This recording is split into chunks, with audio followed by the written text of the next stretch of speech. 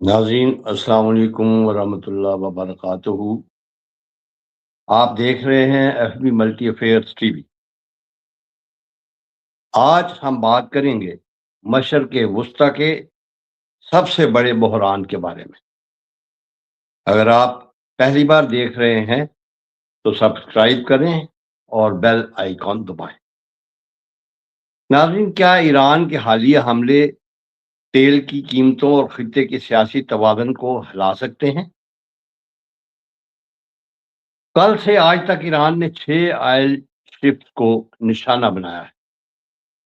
متاثرہ جہازوں میں مروئی ناری، ون میجسٹی، سٹار گینت اور 2 اور آئل ٹینکر ہیں، جس میں ایک پاناما کا ہے اور ایک جو ہے یہ کسی اور ملک کا ہے جو یورپ پہ رجسٹرڈ ہے۔ یہ حملے اسٹریٹ آف ہارمز کے قریب ہوئے ہیں، دنیا کے سب سے اہم تیل کے راستے پر۔ ایرانی پاسداران انقلاب کا کہنا ہے کہ یہ حملے امریکی فوجی تنصیبات اور خطے میں اثر و رسوخ کے لیے کیے گئے ہیں۔ ان حملوں کے بعد تیل کی قیمت $103 سے بھی تجاوز کر چکی ہے۔ عالمی مارکیٹ میں ہلچل مچی ہوئی ہے اور بہت سی شپنگ کمپنیاں آبنائے ہم سے گزرنے سے ہچکچا رہی ہیں، اور انشورنس کمپنیوں نے اپنے پریمیم میں 200% تک اضافہ کر دیا ہے۔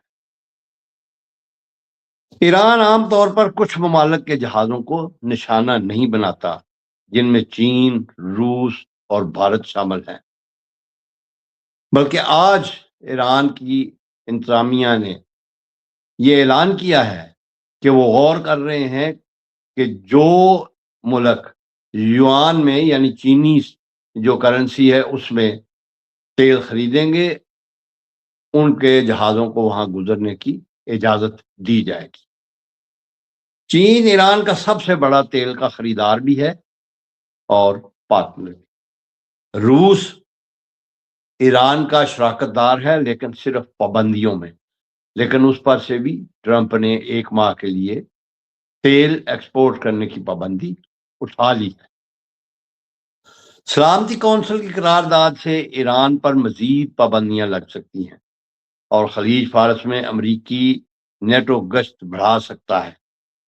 پاکستان نے ایران کے خلاف ووٹ دیا، جس سے مغربی ممالک کے ساتھ اس کے تعلقات دیکھنے کو تو مضبوط ہوئے ہیں، لیکن اگر کشیدگی جاری رہی تو آبنائے ہرمز بند ہو سکتا ہے اور عالمی معیشت جو ہے بہت بری طرح متاثر ہو۔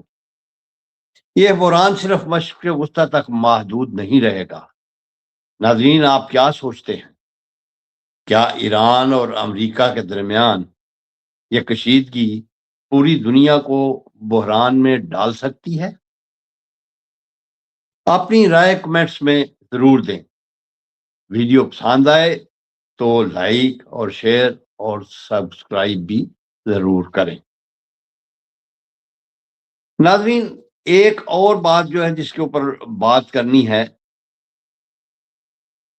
کہ ٹرمپ نے کہا ہے کہ میں ان کا عراق جزیرہ جو ہے جس کے اوپر اس نے بڑی سخت بمباری کی ہے اس کے اوپر قبضہ کر کے وہ آبنائے ہرمز کا کنٹرول جو ہے سنبھال لوں گا، اور وہ پلان کر رہے ہیں کہ تقریباً 3000 کے قریب جو ہیں وہاں فوجی بھیجے جائیں، عبور سان گراؤنڈ کیے جائیں، اور وہ ان کا دعویٰ یہ ہے کہ انہوں نے سخت بمباری کر کے ان کے وہاں سوائے تیل کے باقی تمام فوجی ٹارگٹ جو ہیں ان کو تباہ کر دیا ہے۔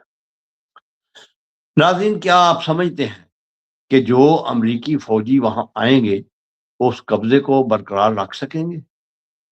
سوال تو یہ ہے کہ وہ کس طرح آ کے ساحل پر اتریں گے۔ اگر وہ ہیلی کاپٹر سے آتے ہیں تو ایران کے پاس ان کا مناسب بندوبست ہے، وہ ڈرون سے ہیلی کاپٹرز کو تباہ کر سکتا ہے، اور اگر وہ سمندری راستے سے آتے ہیں تو ان کی خودکش جو بوٹس ہیں وہ ان کے لیے کافی ہیں، اور اس کے علاوہ ساحل پر ظاہر ہے انہوں نے سرنگوں کا بھی जाल बिछाया हुआ हो। अगर बफर्ज महाल वो वहां कब्जा कर भी लें, क्या वो उसको मुश्किल बरकरार रख सकेंगे? मेरे ख्याल में तो ये ट्रंप और उसके फौजी जो है ये खुदकुशी को दावत देंगे और एक माह से ज्यादा वो वहां कब्जा बरकरार नहीं रख सकेंगे।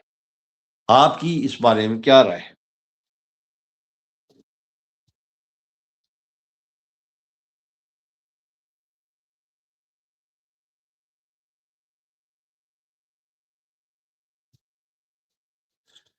नाज़रीन, अब मैं आपको बताता हूं कि जो ये जहाज टैंकर्स जो हैं, दो कल जो तबाह हुए हैं, जिनके ऊपर हमला किया गया है, उसमें जो है उनकी नोयत क्या थी। वो जहाज जो है, एक जहाज में तकरीबन 10 लाख बैरल तेल था और दूसरे में भी 8 से 10 लाख बैरल तेल था और उनकी कीमत तकरीबन 50 करोड़ डॉलर से 80 करोड़ डॉलर तक है। तो अगर उनमें से वहां तेल जो है स्पिल आउट हो जाता है, तो आपका क्या ख्याल है कि वो बहरा आमर जो है उसमें, उसके पानी में जहाजरानी के लिए सहूलत को पैदा होगी या मजीद मुश्किल हो जाएगी?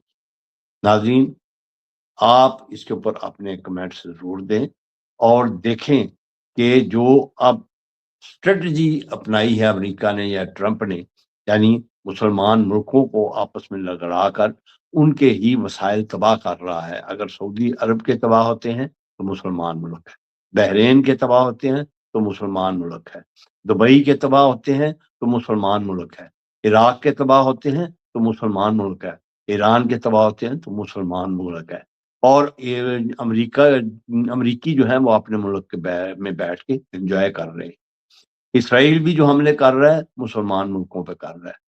तो नाजरीन, ये जो है स्ट्रेटजी, क्या ये इस्लामी मुल्क इसको समझ नहीं पाए हैं या वो समझने की कोशिश ही नहीं करते हैं? दूसरी बात जो है, जो अफवाह फैली हुई है, जो कोरिया के अखबार ने दी है और सराय ने बताया है कि नेतन्याहू और 6 उसके फौजी अफसरान जो हैं वो हमले में हलाक हो गए हैं। अभी इसकी तस्दीक नहीं हुई। नाज़रीन, आप इस पे भी कमेंट दें कि अगर वो बात सच होती है तो क्या जंग बंदी जल्दी हो जाएगी या इसमें मजीद तेजी आएगी?